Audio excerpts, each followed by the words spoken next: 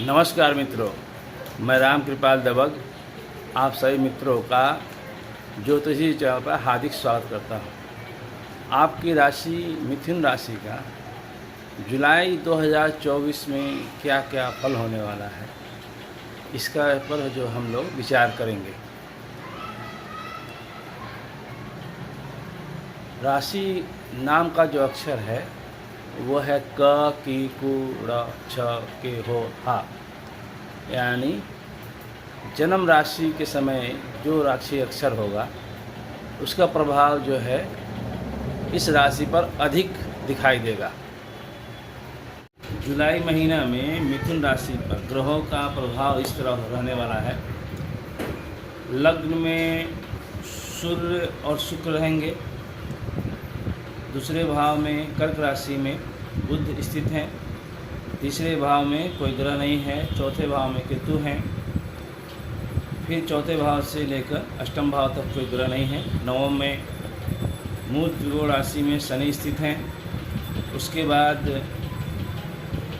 दसम भाव में राहु स्थित हैं। एकादश में चंद्र मंगल है और द्वादश भाव में गुरुदेव बृहस्पति स्थित हैं। शुक्र और सूर्य जो है वो बैठे हुए हैं आपके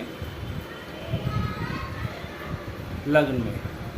शुक्र जो है आपके पंचमेश हैं और द्वादशेश होकर लग्न में बैठे हुए हैं।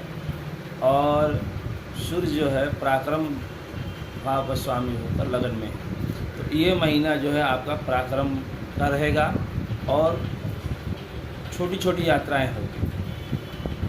पुत्र के कार्यकलाप पर विशेष ध्यान होगा। पुत्र को लाभ पहुंचेगा। सूर्य होने से आप में तेजस्विता आएगा। इसके अलावा सूर्य शुक्र का योग जो है आदमी को नाटक में रुचि देता है, लड़ाई झगड़ा में रुचि देता है। तो ये सब प्रवृत्तियां बढ़ेगी।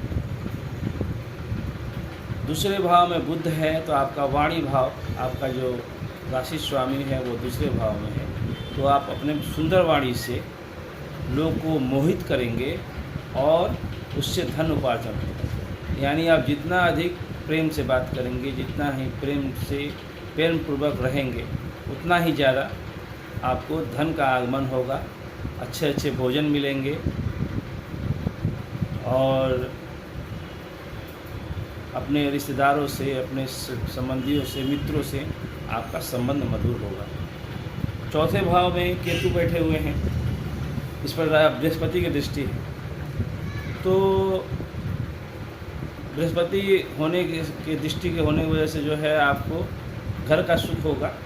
केतु जो बैठे हुए हैं तो घर में जो परेशानी होगा उसका थोड़ा सा निदान, केतु बृहस्पति देवता निदान करेंगे। इस महीना में जिसको घर में बनाने का योग, घर बनाने की इच्छा होगी, वो घर बनेगा।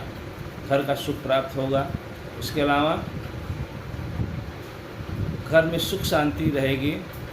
घर संबंधी जितना अच्छा हो सकता है वो होने की संभावना है।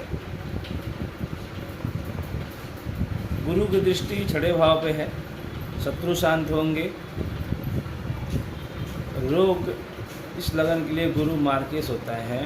द्वादश भाव में बैठे हुए हैं और छठे भाव को देख रहे हैं।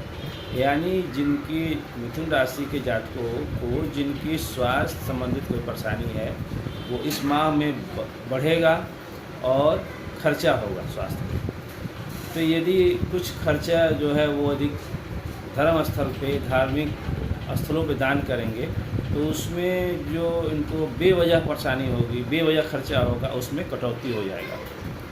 इसके बाद बृहस्पति की दृष्टि जो है वो अष्टम भाव पर पड़ रहा है। वहाँ पे लग्नेश बुध की भी दृष्टि है और अष्टमेश नवम भाव में बैठे हुए हैं। ये एक बहुत बढ़िया योग बना हुआ है। इसके प्रभाव से आदमी का स्वास्थ्य बढ़िया होगा और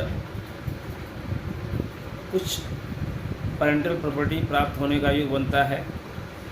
कैसे योग बनेगा तो कुछ धार्मिक क्रियाकलाप, उसका लग्नेश जो है अष्टम भाव का जो स्वामी है वो नवम भाव में बैठा हुआ है। यानी कि धर्म की तरफ आपकी रुचि बढ़ती है। धर्म को पूजा पाठ करते हैं, अपने पिता को ध्यान देते हैं तो आपको आपका भाग्य उदय होगा।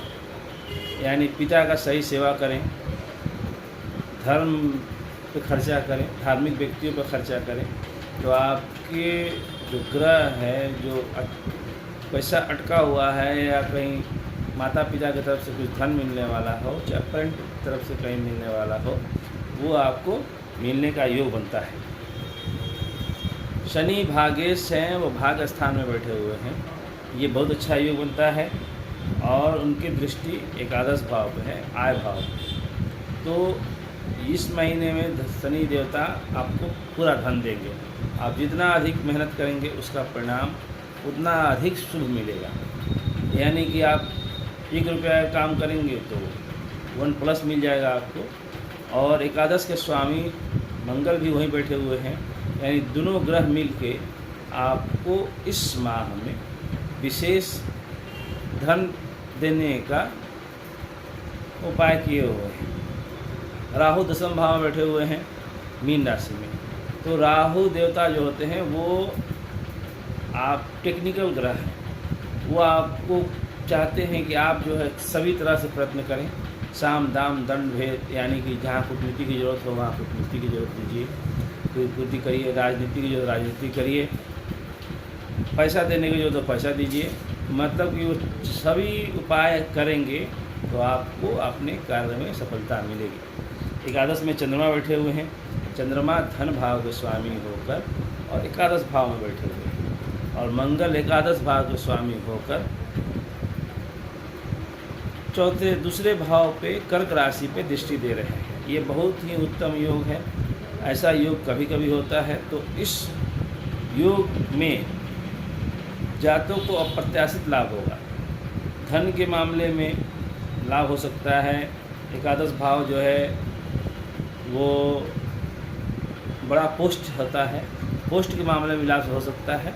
यानी इस माह में आपको कोई बड़ा धन लाभ, कोई बड़ा पोस्ट मिलने की संभावना आप उम्मीद कर सकते हैं। गुरु देवता जो हैं वो बैठे हुए हैं द्वादश भाव में, 12वें भाव में। यानी गुरु जो है वो गुरु हमारे धर्म के कारक हैं और धर्म के घर में बैठे हुए हैं। द्वादश भाव जो है 9वें भाव से 4था भाव है, यानी कि धर्म के घर में। यानी कि आपकी यात्राएं होगी इस माह में और इस साल में। 1 साल, मान लीजिए 1 साल के लिए बृहस्पति रहेंगे इस भाव में, तो आपको इस साल में लंबी लंबी धार्मिक यात्राएं होंगी। 1-2 यात्राएं आप छोटी छोटी भी कर सकते हैं। तो जैसे मान लीजिए तत्काल लाभ के लिए आप छोटी यात्रा करें, अपने जहाँ आप रहते हैं उसके नज़दीक जाएँ, धार्मिक स्थल पर जाएँ। और इस साल मतलब कि मई तक, जून तक, अगले साल तक यदि आपको कहीं मौका मिलता है दूर जाने के, धार्मिक यात्रा करने के लिए, तो आपके लिए बहुत बढ़िया है। उससे आपकी शादी संबंधी समस्या, पत्नी संबंधी समस्या, कार्य संबंधी समस्या जो होगा उसका निवारण आपके तीर्थाटन करने से हो जाएगा। अब सोचते हैं कि क्या उपाय किया जाए इसका। तो मिथुन राशि है, उसका स्वामी बुध हैं, उसके लिए पन्ना पहनते हैं तो आपका शरीर ठीक रहेगा, मन ठीक रहेगा, घर की परिस्थिति ठीक रहेगा। तो आप एक पन्ना धारण करें और नियमित दुर्गा जी का पूजा करें। कोई भी पूजा कर लें, जो दुर्गा सप्तशती में से दुर्गा चालीसा भी पढ़ सकते हैं, दुर्गा जी का मंत्र जाप कर सकते हैं, कुछ भी पढ़ सकते हैं। इससे आपको नियमित लाभ होगा और ये महीना बहुत ही सुंदरता से गुजरेगा। नमस्कार।